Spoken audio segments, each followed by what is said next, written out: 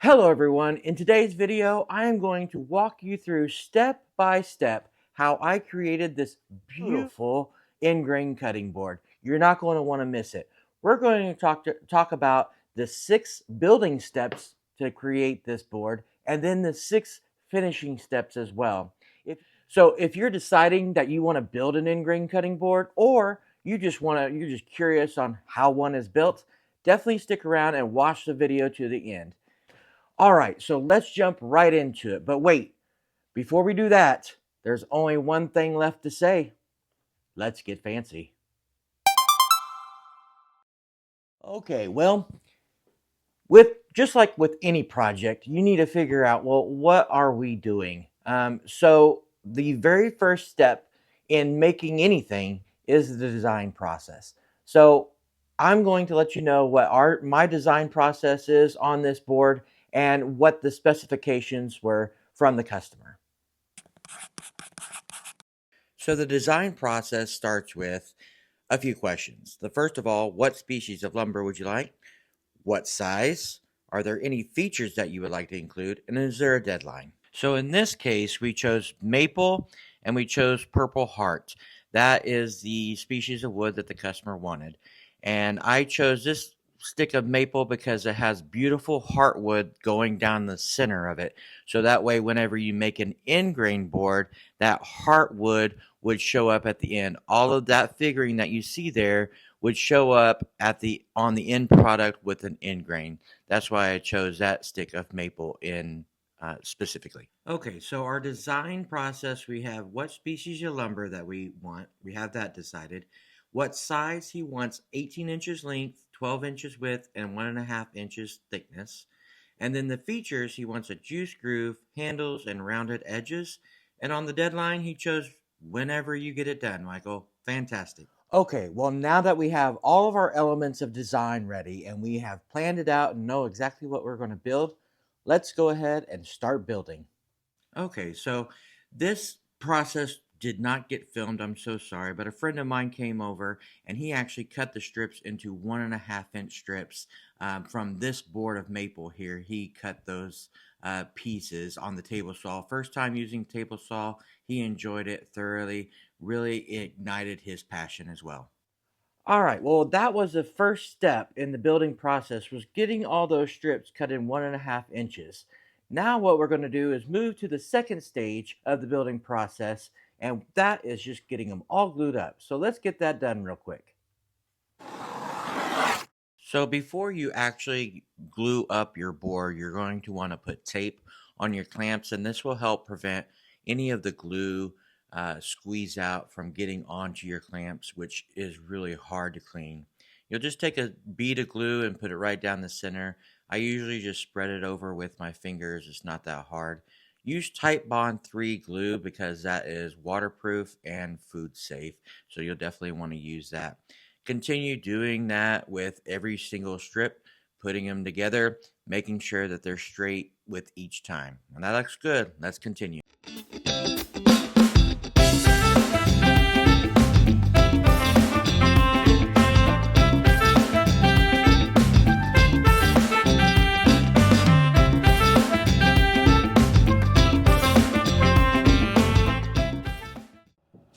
All right, so the board has been drying overnight. We have it all glued up. Now we're ready to take it out of its clamps and get it cleaned up.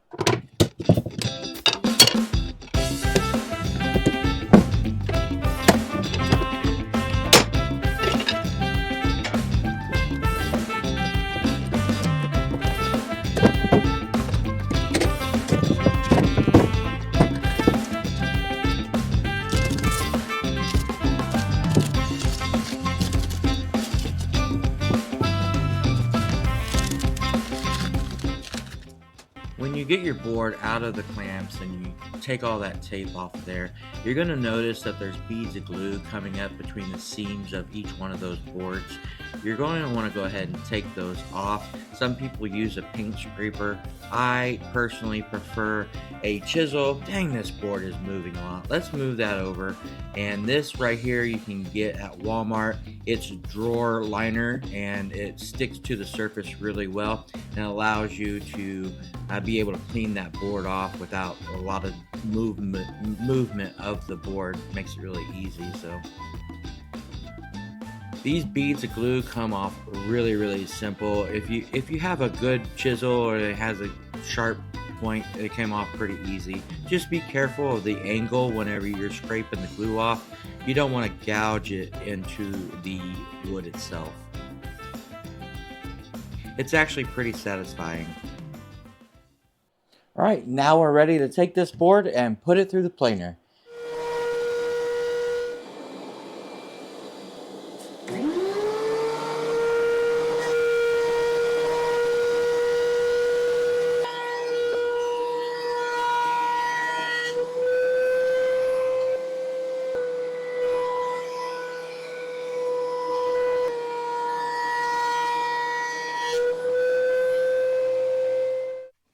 All right, so once you have it done through the planer, in order to make this side grain board into an end grain board, we're going to have to cut this guy into strips, and we're going to cut him in 1.5 inch strips so that way the customer has the 1.5 inch thickness that they want.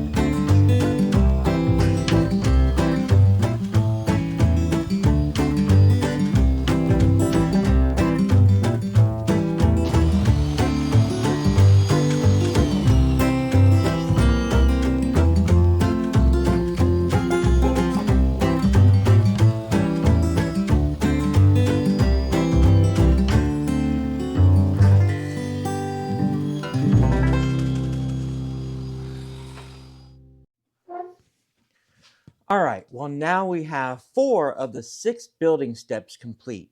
We've cut the initial boards in strips, and we glued them together, and then we flattened them. Well, now we have to do that same process all over again to be able to get the end grain board.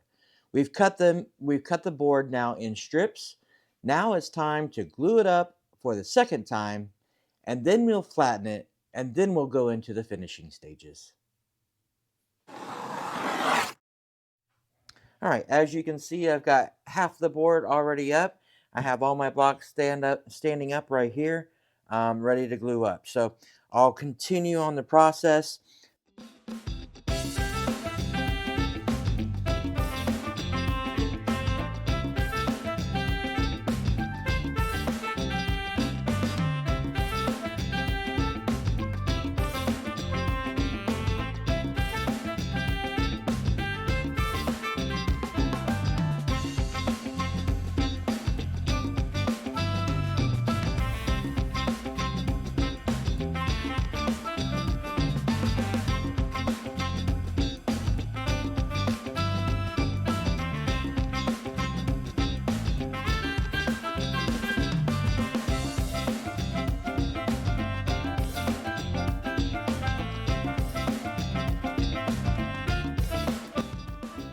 All right, once I have everything in its place and I'm assured that all of my lines are completely lined up, as good as they're going to get, it is time to go ahead and clamp it, and everything looks really good.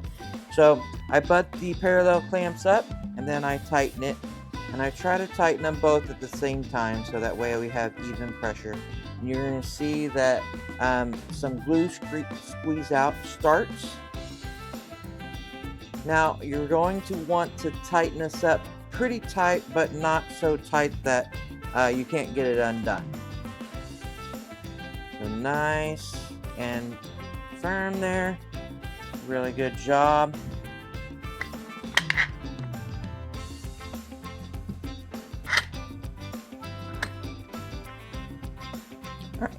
Now that we have everything clamped up, we're going to put it to the side, let it dry overnight.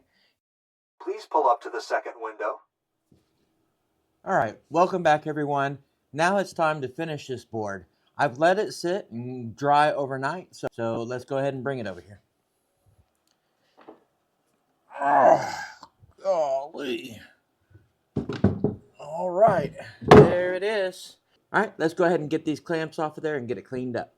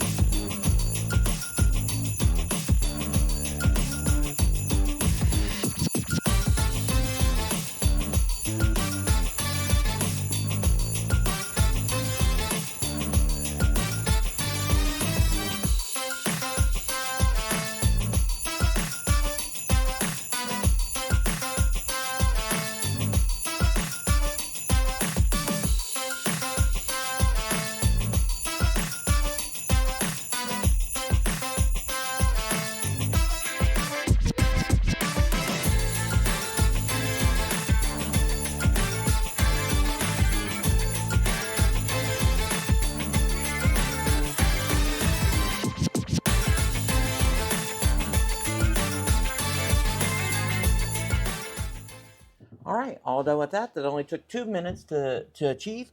Now we're going to go ahead and get my jigs out to be able to flatten it. All right, we're going to go ahead and get this jig, flattening jig out. This is nothing fancy. It is something that I built with some scrap lumber that I have here laying around. I have a bed here.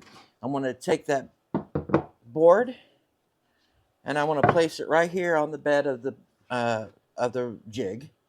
Then I've got this top part that I will put over the top of it, and then take my router and plane it. But first, what we need to do is secure this board in place.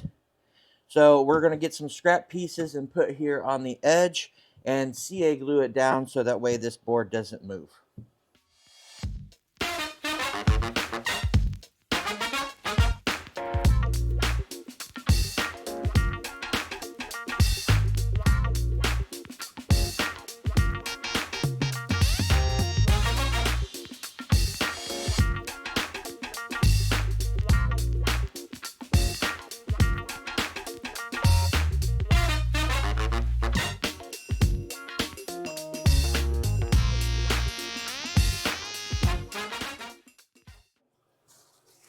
Quick reminder, don't forget your PPE.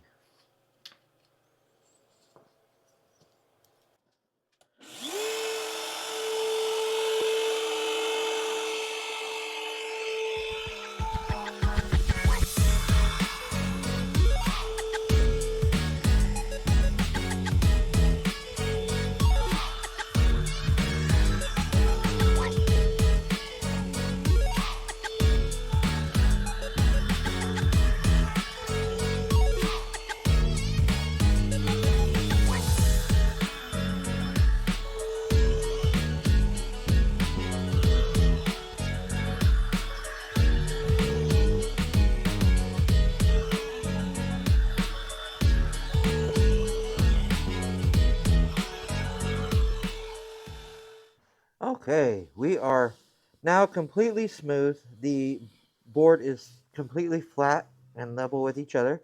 So now what we're going to do is clean up all of this mess, flip it over, and do a couple more passes. Okay, so I have surfaced both sides of that board using that same technique. And right now, this board is considered a fully built in-grain board. However, this project still needs to go into the second phase, and that is the finishing phase. For this board, it consists of 6 steps, and the first one being the juice groove. There are a lot of juice groove jigs out there. However, this one I made specifically out of just 2x4 scraps and some cedar scraps. And I measured the distance between the edge of my router and the center of my bit and put those cedar planks, attach those to the 2x4 so that way I would have the right distance from the edge of the board to the center of my juice groove with the ball tip joint. So the router bit that I use is actually a 1/2 inch ball tip, and it makes a juice groove perfectly. Turn it on. And then slowly push it down the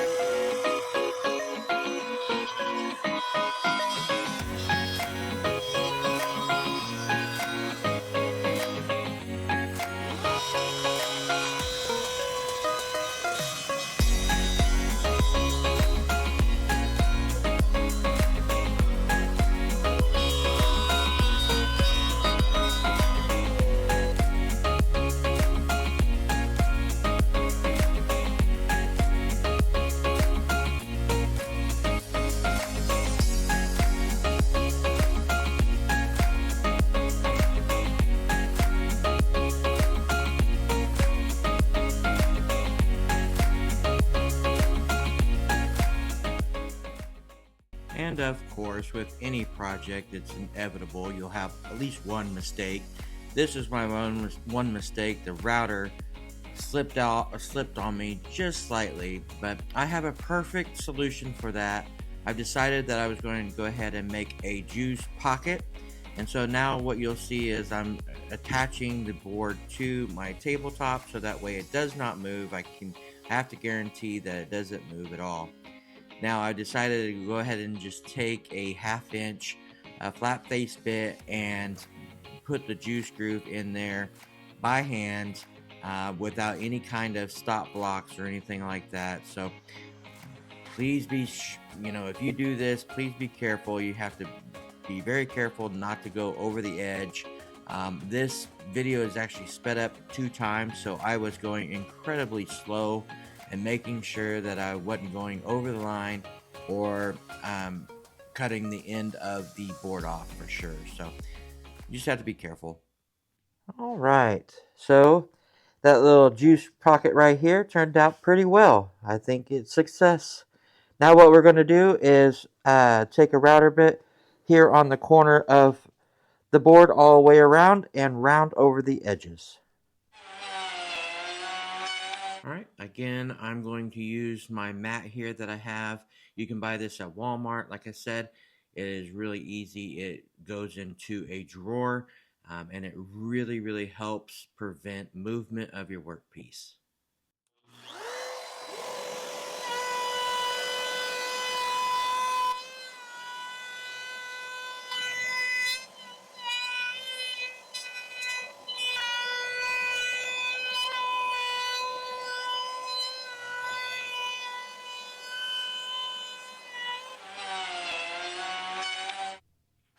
Now, we put a juice groove on this side of the board.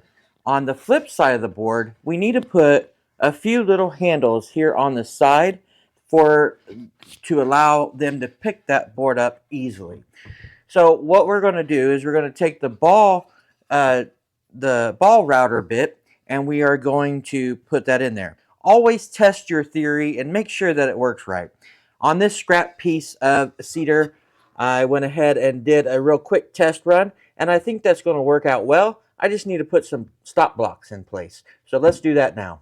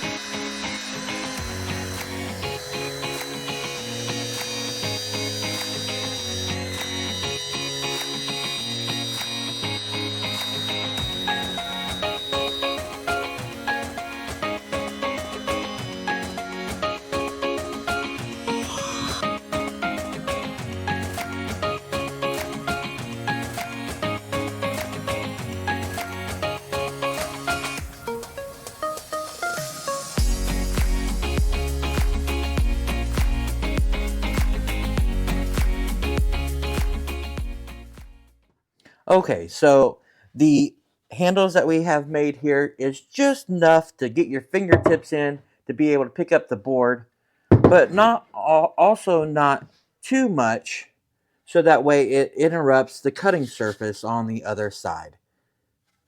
I think they turned out very well. Now let's get to a whole lot of sanding.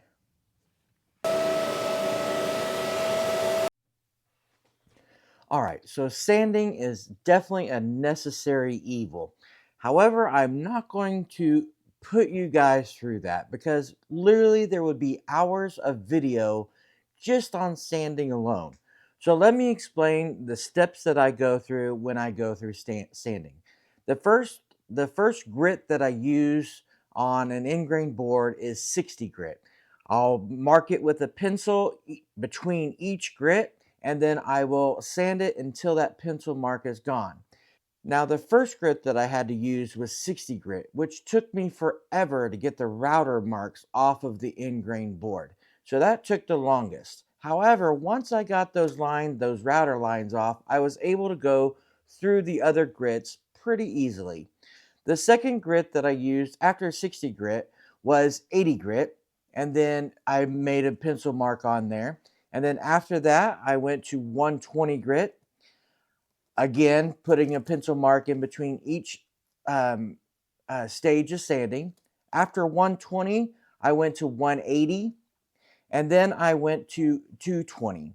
After the 220 grit, I took some water and I douse the board in water, and that is called water popping. What it does is it raises the grain and allows you to sand it one final time to make it smooth as glass. You want to do that because when you get done, when you finish a board and a customer gets it, when they go to wash it for the first time, it will always raise the grain. However, if you do that before they wash their board for the first time, it will not do that anymore. So, and you can put oil and wax on there very easily, and it's as smooth as glass. So, those are the steps that I go through on my sanding. I'll show you a little bit of the first stages of it, but then we will go into step 5 and 6 of oiling and waxing.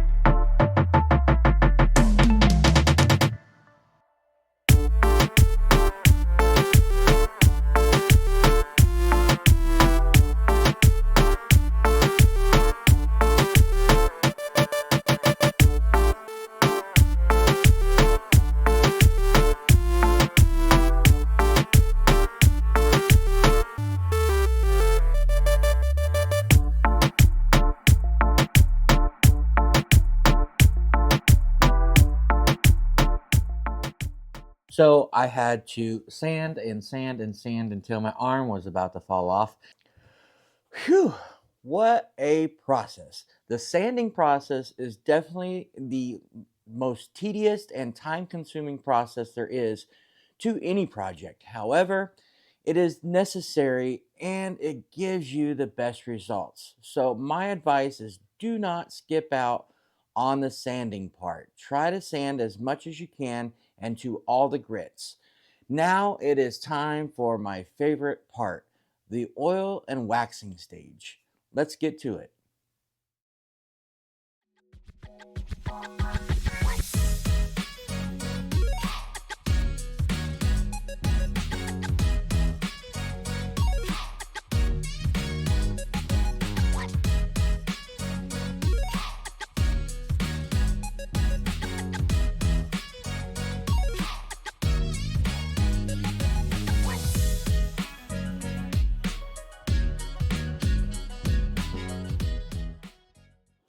All right, I have let the oil soak into the board for approximately about 30 minutes.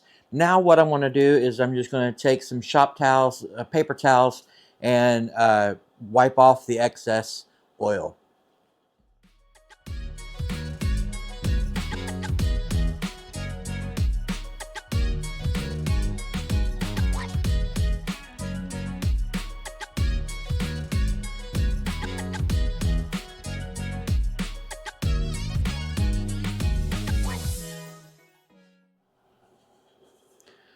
All right, well, now that we have it all oiled and buffed out, we are going to go ahead and wax it.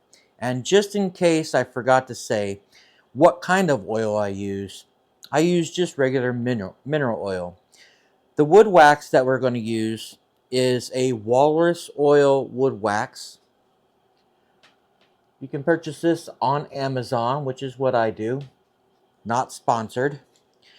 I just really like the application process of this and the end product. It really turns out very nicely. How you apply this is you just take some paper towels, get a good generous portion, and I just usually put 4 big dabs in the corners and then spread it around with my paper towel.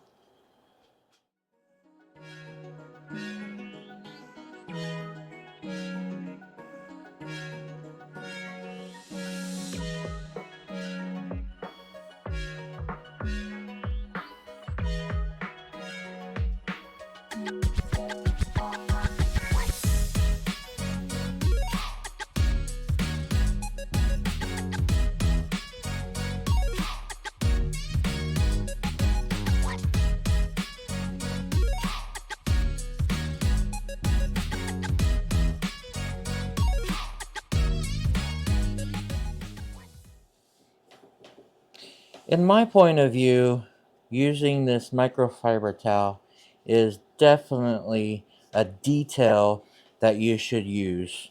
It just really buffs it very nicely and puts a very nice sheen onto the board.